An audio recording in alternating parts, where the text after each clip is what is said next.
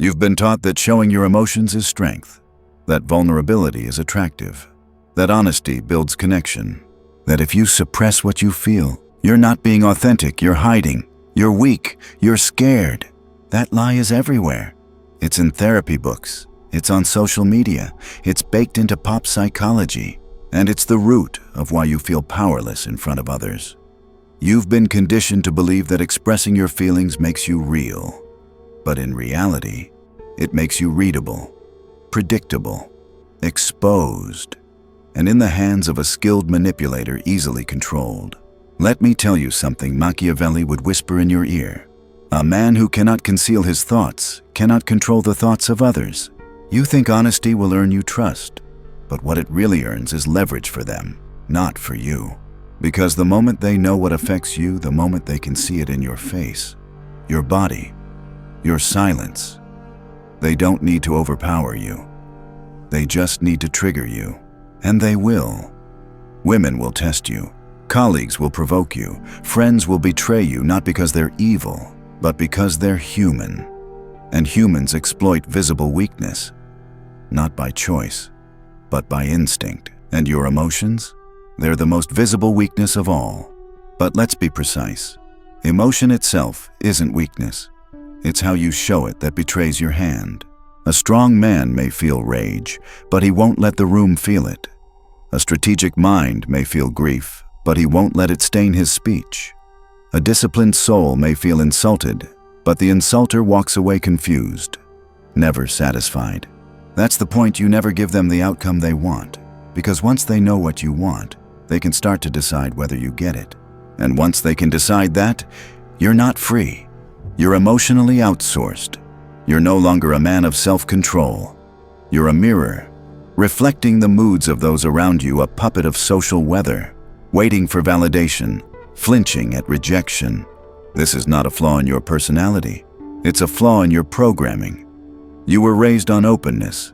You were told that communication is key, that sharing is healing, that people will understand you if you just explain yourself better. But people don't want to understand you. They want to feel superior to you, and if showing emotion helps them get there, they'll reward it publicly. Then use it privately. Let me give you an example. You're at work. Your manager criticizes your performance in front of others. It was planned. They wanted to watch how you'd react. They wanted to test your nerves, your identity, your self-worth. Not because they care, but because power always probes. Now, you have two choices. You get defensive, you explain, you justify, you breathe heavier, you speak faster, you wear your discomfort like a badge. They see it. So does the room. You've just lost points and you don't even know it. You go still. You nod. You look at them, not through them. No flinch, no comment, no apology. You stay unreadable. Now they're confused. Are you angry? Planning calm. They can't tell. And because they can't tell, they can't plan. You've taken back control. That's what this script is about. Control, not the loud kind, not the theatrical kind, the kind that doesn't need to raise its voice because it already owns the room. The kind of control Machiavelli described in cold terms: fear without violence, respect without kindness, power without noise. And that control begins the moment you learn. The strongest move is not reacting. You've been reacting your whole life. Now it's time to invert the equation. Don't express. Impress. Don't explain. Confuse. Don't be read. Read them. Because in every room, every meeting, every confrontation, the most emotionally controlled man always wins.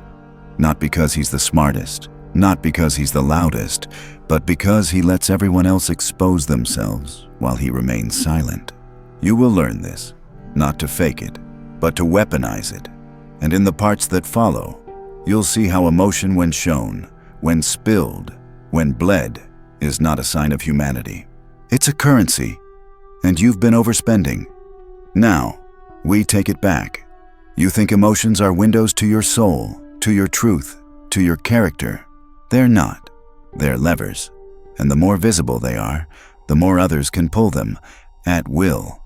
If someone knows how to make you smile, they also know how to take it away. If someone knows what makes you angry, they also know how to bait you. If someone knows what you fear, they now hold the switch to your paralysis. And here's the brutal truth. Most people don't want to understand your emotions. They want to use them, to manipulate you into decisions, to weaken your boundaries, to extract concessions without conflict. Because if they can get an emotional reaction, they don't need evidence. They don't need truth. They just need you off balance. Now, pause and think. How often have you given away your internal world? You raised your voice in an argument. You revealed what you wanted in a negotiation. You broke down when someone rejected you. You explained yourself, hoping they would see your side. And what happened? They didn't see you. They saw your desperation. They didn't comfort you. They calculated you. They didn't respect you. They filed you away in the category of easy to move, easy to bend, easy to break. Understand something Machiavelli knew centuries ago. It is much safer to be feared than to be loved, when one must choose. But this fear he speaks of isn't terror. It's not abuse. It's emotional distance. A man who is emotionally unreadable becomes psychologically untouchable. People stop trying to test you when your reaction gives them nothing. People stop baiting you when your silence breaks their momentum. People stop projecting onto you when your stillness reflects nothing back. You want to know why women lose interest after you open up too quickly? Because you gave away the entire map and now there's nothing to explore. You want to know why your boss ignores your boundaries? Because you showed discomfort when you said no, so they knew you'd eventually say yes. You want to know why people don't respect your leadership? Because every time they challenged you, you showed a flicker of self-doubt.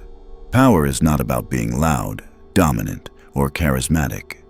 It's about being emotionally locked. Let me give you a real-world scenario. You're at a family dinner. Someone makes a subtle insult maybe about your career, your choices, your masculinity. You have two paths. You protest. You defend yourself. You joke back. You smirk nervously. You roll your eyes. You try to win the exchange. You think you've held your ground, but you've already lost. Why? Because they succeeded in making you show yourself. You glance once. Neutral face, no expression, no comment. You cut your food, you sip your drink. You let the room feel the weight of your refusal to respond. You didn't lose, you didn't win. You removed yourself from the game entirely. Now they feel awkward. They feel weak. That's control. Not in words, not in actions, but in your refusal to emotionally perform. Most men overexpress because they're addicted to reaction. They want to feel seen. They want to be approved. They want to release pressure, but pressure is where power lives. Hold your emotional pressure long enough, and others will start bending around you. This is how the silent man controls the loud one. This is how the cold man confuses the impulsive one. This is how the unreadable man dominates the expressive one without ever lifting a hand. Let me give you a psychological truth. The brain is obsessed with completing emotional patterns. When someone can't read your emotions, they become obsessed with figuring you out. And when they're busy figuring you out, you're already 4 steps ahead. You don't chase clarity, you dangle confusion. You don't ask to be understood. You become the question they can't answer.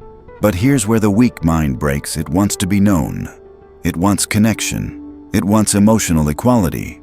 That's why you keep explaining. That's why you keep reacting. That's why you keep showing up with your emotional deck on the table, hoping someone will play fair. They won't, because life is not a game of fairness. It's a game of reading versus being read. You want to play like Machiavelli. Then start with this rule. He who reveals his feelings loses the leverage to shape others. Hold your face, hold your voice, hold your breath when needed, because every reaction is a leak. And you've been leaking power for years. Now, we seal it. Let's go deeper. The battlefield is not your words. It's not your fists. It's not your logic. It's your frame. Every interaction, every room, every stare down, someone sets the frame. Someone defines what this moment means. And whoever defines it, controls it. If you don't control the frame, you'll be forced to react inside someone else's version of reality. And nothing betrays your internal state faster than emotion that doesn't match the frame you've claimed. Let's look at an example. A woman mocks you in public. Everyone looks. If your frame is fragile, you try to restore it by reacting. You snap back. You smile awkwardly. You try to explain the context. Now she controls the frame. She turned the moment into a test of your stability, and you failed. But if your frame is sovereign, you ignore her. Not passively, deliberately. You continue as if it didn't happen, because your world doesn't respond to provocation. She tests again. You remain still. Now she adjusts. The room adjusts. Why? Because you didn't fight her frame, you invalidated it. Machiavelli would call this psychological sovereignty. The prince must appear unshakable, not because he is unfeeling, but because if the court sees the throne tremble, rebellion begins. You tremble too often, because you've been trained to be real. But real is just another word for unfiltered, and unfiltered emotion is chaos open to interpretation, distortion, and attack. Let's take another scenario. You're in a meeting. Someone interrupts you loudly. If your frame is weak, you'll try to fight for space. If your frame is cold, unbothered, slow, you'll let them speak. You wait. Then, with perfect calm, are you finished? And the silence after that will be yours. Why? Because emotional control wins time and time wins position. The slower you are to react, the more everyone assumes you're already above the game. Here's the truth. People respect what they can't move, not what they understand, not what they relate to, what they cannot shake. You want respect? Become immovable. You want power? Become unreadable. You want influence? Become untouchable emotionally, mentally, behaviorally. And this starts with mastering emotional contrast. Most men don't understand this. They think being calm means always being monotone. It doesn't. It means you use contrast intentionally. When everyone else is laughing, you're still. When everyone is panicking, you move slowly. When someone insults you, you respond with stillness so sharp it cuts deeper than words ever could. That contrast creates dominance, because you are not following the emotional current. You are setting it. You want to destroy someone emotionally. Don't yell, don't argue, don't even respond. Just hold eye contact with a dead stare, then walk away. You didn't win an argument. You ended the frame, and when you can end a frame without resistance, people fear you silently. Because you didn't fight them. You denied their emotional existence. This is advanced warfare. This is why the man who laughs easily is never taken seriously. This is why the man who gets angry fast is always dancing on a leash.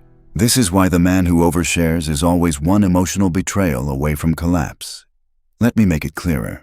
When you reveal your excitement, you reveal your motivation. When you reveal your anger, you reveal your wound. When you reveal your sadness, you reveal your longing. Each one of these is a string someone else can pull. Your goal is to cut the strings one by one. And to do that, you must first learn to sit with your emotions like a military commander, detached, aware, observing. You feel something rise. Don't express it, study it. You feel someone provoking you. Don't react, measure them. You feel disrespected. Don't respond. Withdraw in silence and make them feel your absence. This is what Machiavelli meant when he said, men must either be caressed or annihilated. But in modern power dynamics, annihilation isn't violence. It's indifference. Cold indifference is the most brutal weapon in emotional warfare, because it tells the other person, you don't affect me. You don't exist here. This kingdom has no place for your chaos. You want to be powerful, master this sentence not with your voice, but with your eyes. You are nothing here. Not out of arrogance, not out of cruelty, out of strategic necessity. Because the man who can't control his emotional exposure will always be a servant, even if he has the title of king. You've heard it said that knowledge is power, but what kind of knowledge? It's not facts, not intelligence, not your resume. It's emotional mapping. Whoever can read your emotional blueprint, your triggers, your pleasures, your guilt, your pride, holds a map to your internal castle.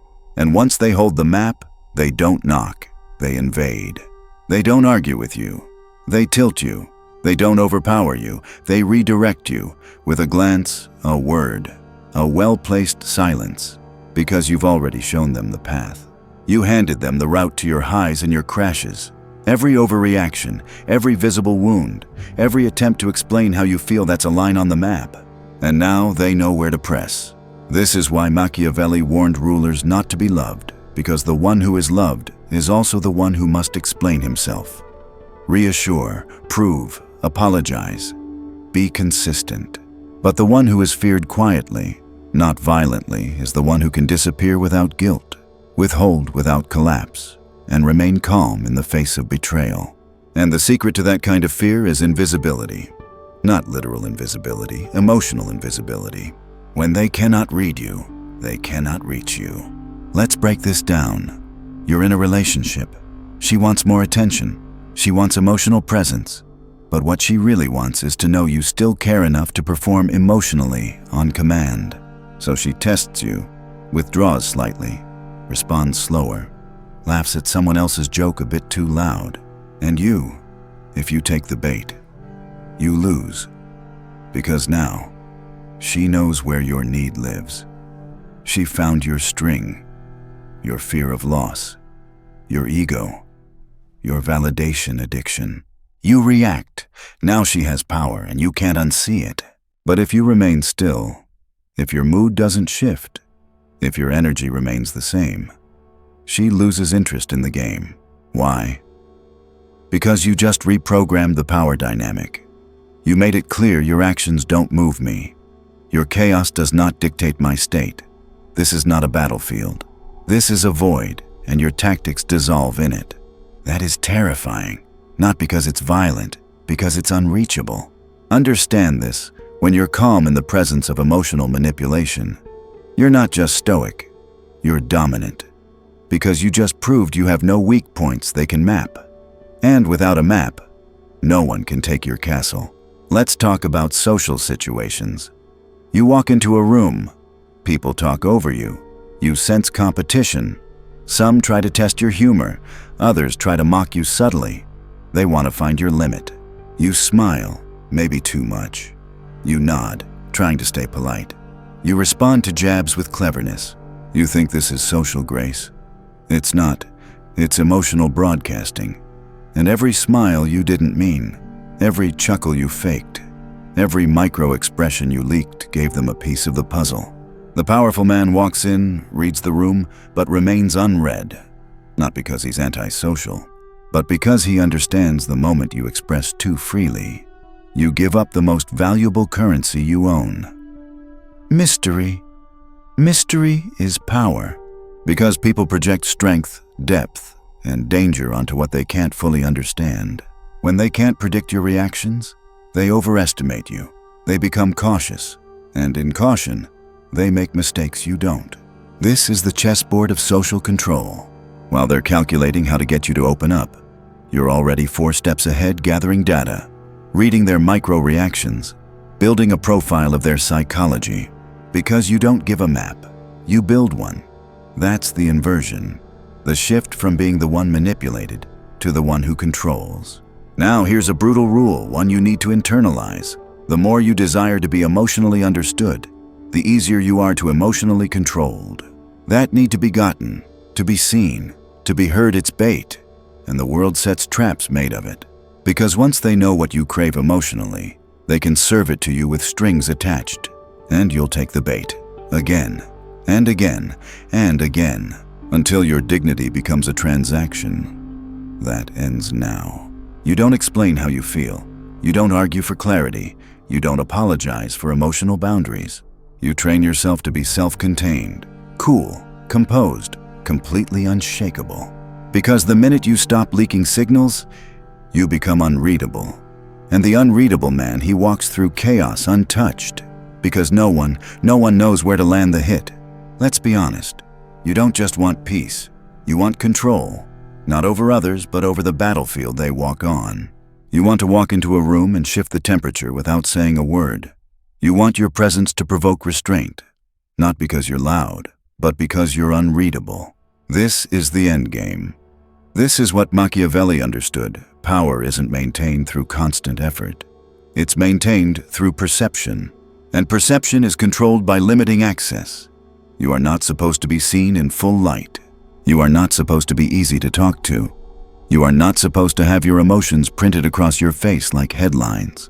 You are supposed to be the mirror that shows others who they are. Because when others feel uncertain around you, they reveal themselves.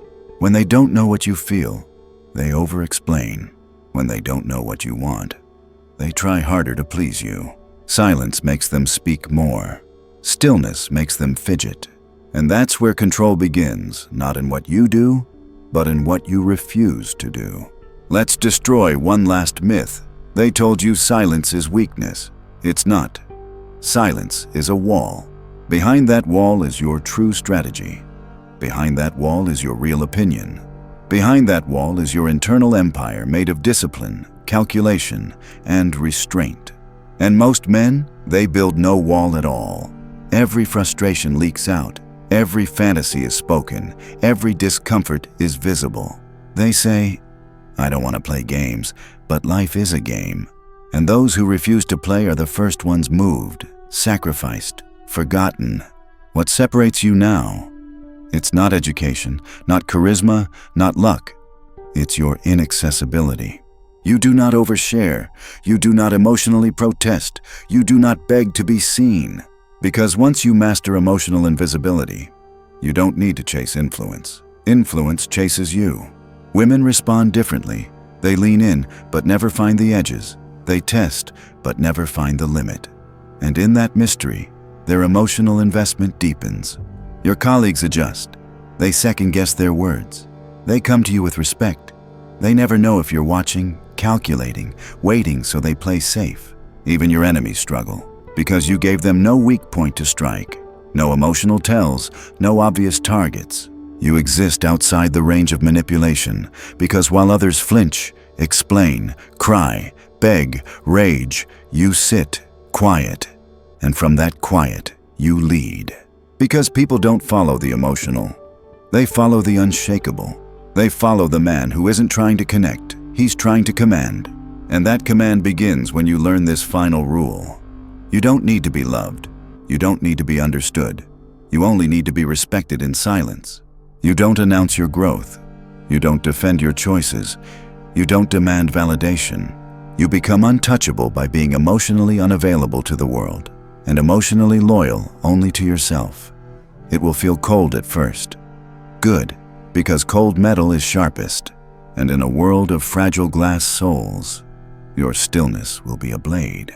So the next time someone tries to read your face, the next time someone tries to pull emotion from you, the next time someone offers love tied to conditions, you will give them nothing. No reaction, no leak, no signal. Because now, you don't play their emotional game. You build the arena they play in, and you own the silence they collapse under. You are no longer read, you are remembered.